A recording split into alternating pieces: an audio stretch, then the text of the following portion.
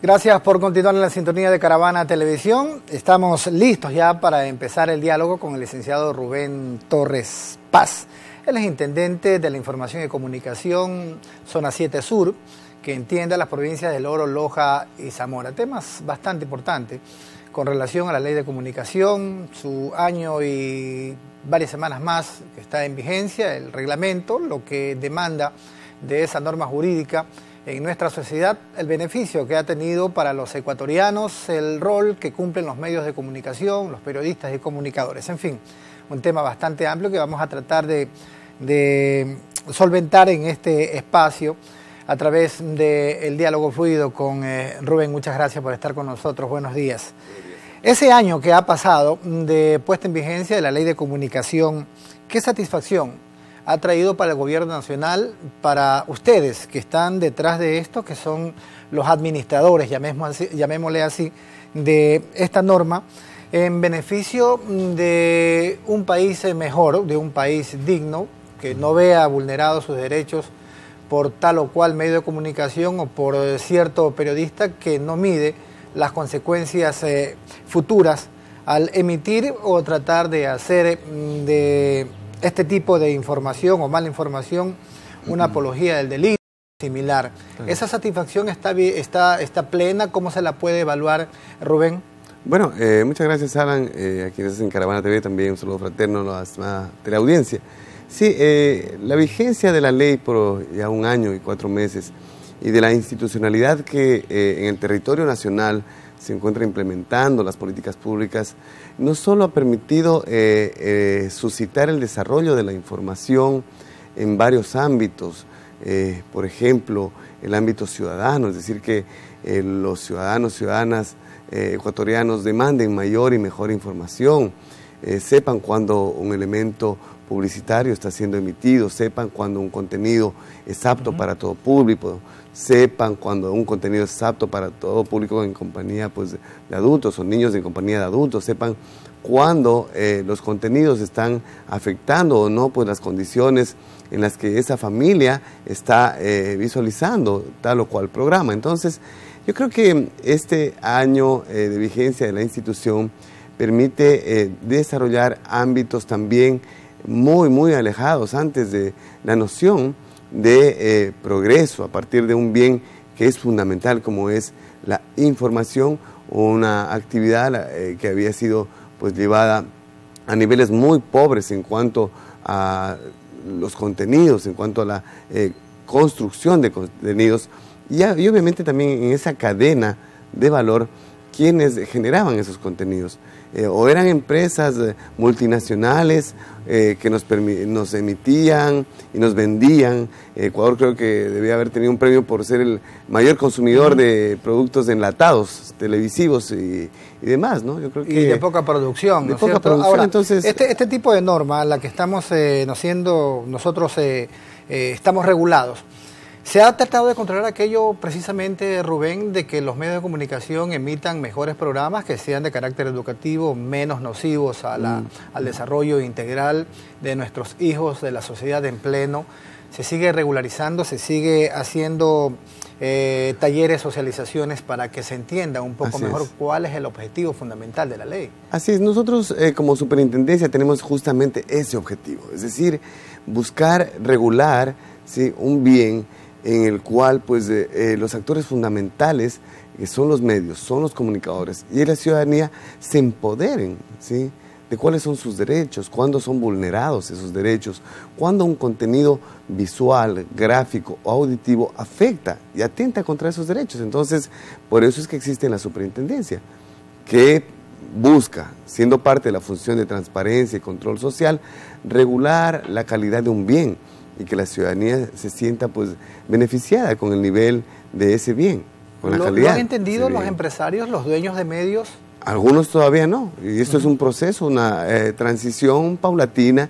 Hay quienes también a partir de aquello, atendiendo las facultades que nos otorga la misma ley, pues han sido sancionados, porque no han asumido el hecho de que convivimos en un Estado de derecho, de que las leyes son las que priman en base a buscar el bien común el bien colectivo, el que la ciudadanía reciba información de calidad, que los medios de comunicación se transformen en medios de comunicación social. No solamente es el medio, no solamente es un para generar relleno de contenido. Y ¿sí? generar únicamente recursos e ingresos solamente al dueño o propietario del medio de comunicación. Lo positivo de esto, Rubén, es que estaba leyendo que hay más de 162 casos que han sido tramitados y que han sido resueltos a través de la Superintendencia de la Información y Comunicación. El 42% de aquellos han sido informes o denuncias presentadas por la propia colectividad. Claro. Esto no se veía antes. No, justamente el reconocer que existe una ley que garantiza el que, por ejemplo, la dignidad humana, el respeto a la honra ajena, ¿sí? El respeto a quienes son los ciudadanos, pues debe verse siempre como práctica cotidiana de los comunicadores, no por el hecho de tener un medio, de estar detrás de un micrófono, detrás o delante de una cámara. El comunicador puede denostar la dignidad ajena, ¿sí? Insultar. Todavía hay medios que se prestan para el chantaje, ¿sí? Que cree que el medio de comunicación es comisaría. No, para eso están las instancias pertinentes, la institucionalidad del Estado, para garantizar, en base al debido proceso, el hecho de que tal o cual denuncia transforme las condiciones de un servicio. Los medios de comunicación, algunos, han sido utilizados, mal utilizados, como recursos de chantaje, creyendo que obviamente esa única voz va a cambiar una realidad, y no es así. Se requiere profesionalismo, se requiere formación. Los comunicadores sociales, en su rol vital, como dije hace un instante, para el desarrollo de la sociedad, son gestores de mejores condiciones de vida. En virtud de aquello requiere formación académica, se requiere conocer no solo pues de cómo manipular una cámara, una grabadora, no, se requiere abordar ámbitos integrales de sociología, de semiótica, semiología, antropología social, lingüística. ¿Y cómo le obligamos eso al dueño del medio, que es el inversionista, es el capitalista, es el que solo ve su medio de comunicación para que le proporcione divisas, ingresos únicamente? Él no entiende de estas cosas. No, yo creo que sí. Hemos dialogado con concesionarios en reuniones amplias, no solo de socialización de la ley, sino de asesoría para mejorar las prácticas comunicacionales. Recordemos que hasta el año 2019 los medios de comunicación deben tener en su nómina, es decir, en su personal, personas calificadas, profesionales de la comunicación, tanto técnicos como quienes hacen pues opinión, quienes ejercen el trabajo diario del periodismo, y eso irá elevando también la calidad del trabajo comunicacional. Perfecto. Una ley sin reglamento como que quedaba un poco coja, ahora la tenemos. Así es. ¿Eso qué significa? Bueno, significa primero que la institucionalidad que estamos implementando la ley, tenemos más elementos para que se regule, para que los actores del proceso comunicacional conozcan en base a qué parámetros se desarrollan y se emiten esos contenidos, y obviamente la ciudadanía se sienta garantizada, sabiendo que recibe.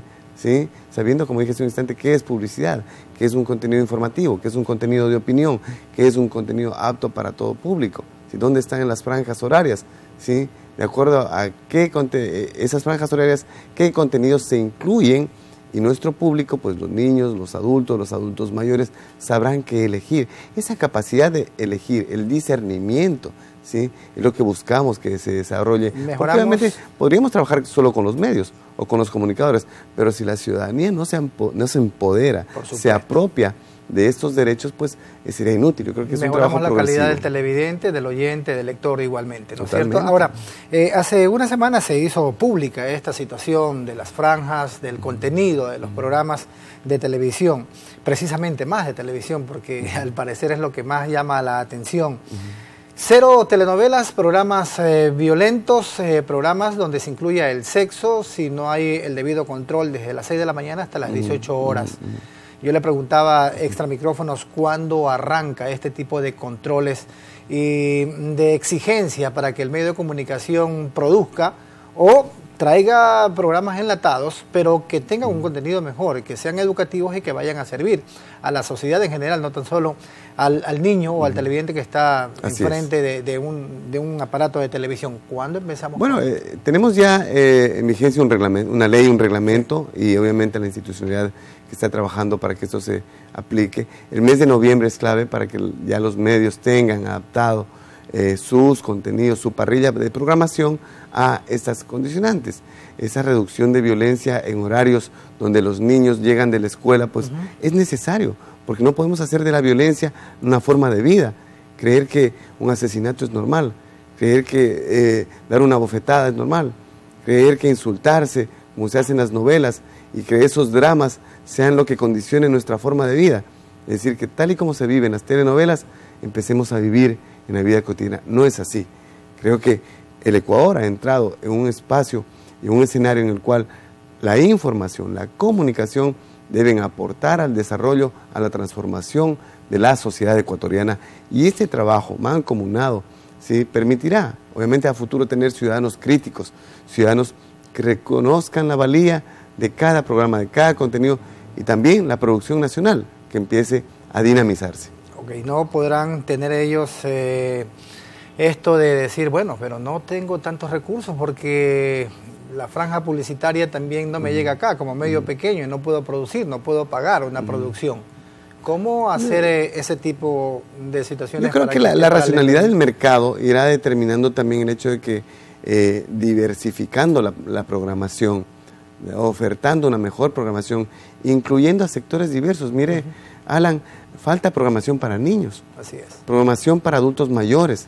¿Sí? Educativo, programación para los jóvenes de tipo educativo, cultural, de entretenimiento también, ¿sí? Y más que competencias, buscar la convivencia de los talentos de los diversos barrios, comunidades, parroquias. A veces creer que solo la cabecera provincial es el centro importa, claro, de la información, que solo los personajes públicos o del ámbito político son los protagonistas de las noticias y de la información. No, yo creo que hace falta retornar la mirada a quienes también, siendo personajes anónimos, están desarrollando, produciendo, generando bien para este país. Y ellos serán, obviamente, los nuevos protagonistas de la información y de todos los géneros que se puedan y se deban incluir en todos los ámbitos. A ver si cambiamos un poquito mejor con la redistribución de las frecuencias. ¿Cuándo empieza esto? ¿Cuándo se va a hacer ese tipo de selección? Porque me imagino, y lo manifestaron ustedes, va a ser a través de concursos. Así es, bueno, no es nuestro ámbito, la Supertel se encarga de aquello, y obviamente también hay una valoración de carácter cualitativo ya para quienes están interesados en optar por una frecuencia. Ya no solo es tener el dinero, ya no solo es tener los recursos y querer tener o abarcar o monopolizar. Antes una sola persona con la ley anterior podía tener 96 frecuencias. Hoy hay una redistribución equitativa, 33% para el sector público, 33% para el sector privado, vital para el desarrollo, ¿no?, el comercio y demás. Equitativa la distribución. Y obviamente también un 34% para un sector olvidado, excluido, que era el sector comunitario. Esa redistribución obviamente se está logrando en base a lo que mencionaba hace un instante, la racionalidad, ¿sí?, del territorio, de los actores sociales y también de los recursos. Todavía hay frecuencias en manos de gente que no las usa, sino solo las activa en tiempos de campaña. Sí, para el chantaje. Y para su bien personal y nada colectivo. Sí, así es. Yo creo que además deberá ser algo así como, perdón que le interrumpa, claro, cómo no, como a los políticos que están en campaña o a los candidatos. Me presentas tu plan de trabajo, si es viable te doy, o si no, no. Hoy existe un condicionamiento clave, que es el plan de desarrollo comunicacional. Si usted busca sostener, mantener un medio, ¿sí?, además del equipamiento tecnológico, requiere un plan de desarrollo comunicacional, ¿sí? La comunicación ha pasado de ser improvisada a ser planificada. ¿Qué va a pasar con ese medio en 1, 2, 3 años? ¿Cómo vamos a sostener a la nómina, los trabajadores, los obreros de la comunicación, los técnicos, ¿sí?, los periodistas? Porque un medio no puede surgir pues de la noche a la mañana solo para afanes politiqueros. Debe servir para el desarrollo integral de la sociedad. El seguimiento que se hace a los medios de comunicación, ¿cómo estás? ¿Están bien pagados los comunicadores? Hay una tabla vigente que se debe estar cumpliendo, por lo menos a mí me la están cumpliendo. Pero hay otro tipo de inconvenientes que se tienen en los diferentes medios. Alan, todavía es penoso mencionar, o sea, todavía hay medios que creen que el comunicador debe irse a buscar una publicidad y con eso, ese es su sueldo. Y si no consiguió, ¿sí? Medios que todavía no garantizan los recursos técnicos básicos para que ese obrero vaya a trabajar, es decir, su grabadora, su cámara, las baterías. Se dan casos en que el mismo comunicador tiene que ir a comprar las baterías, ¿no? Imagínense lo que pasa. La herramienta. Pero estamos trabajando de manera coordinada con el Ministerio de Relaciones Laborales. Nosotros estamos llegando a los medios, visitándolos, asesorando, empoderando a la gente. ¿Para qué? Para que se fortalezca, ¿sí? Hay que tener claro esto, una ley orgánica de comunicación permitirá el desarrollo de la información, superando los temores de que era una ley mordaza, de que venía a cerrar medios. No, no, no. El Estado ecuatoriano ha confiado tanto en la valía de la información para el desarrollo en general en todos los ámbitos productivo, social, cultural, académico, científico de la sociedad, que a futuro creemos será la herramienta de la paz social. Es decir, que los contenidos estimulen diariamente para que el ciudadano salga motivado a trabajar, ¿sí? Sepa que obviamente la sociedad espera mucho de él y los medios son absolutamente responsables de que el ciudadano cambie de actitud, viva de manera libre y sobre todo que sus capacidades, su capacidad de convivencia sea la mejor. Ok, una información con verticalidad absoluta. Mucho más que conversar, el tiempo lamentablemente es nuestro peor enemigo en televisión. Licenciado Rubén Torres Paz, intendente de la Información y Comunicación Zona Sur, estuvo con nosotros conversando acerca de la ley de comunicación, su contenido y todo lo que conlleva en beneficio de la colectividad ecuatoriana. Vamos a la pausa, retornamos enseguida con más. Gracias por estar con nosotros.